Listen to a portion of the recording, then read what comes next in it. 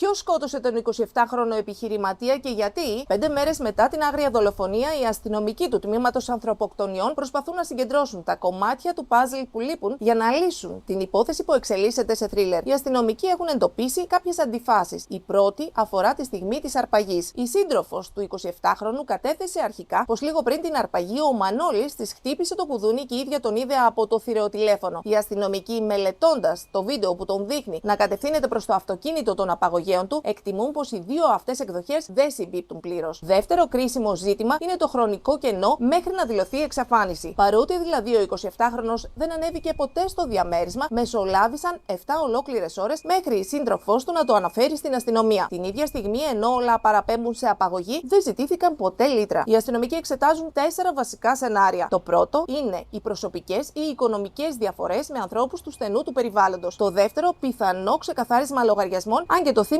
δεν είχε ποινικό παρελθόν. Το τρίτο, οργανωμένη απαγωγή που είχε εξ αρχής στόχο την εκτέλεσή του. Και τέταρτον, ενδεχόμενη σύνδεση με παλιότερη δολοφονία στην ευρύτερη περιοχή.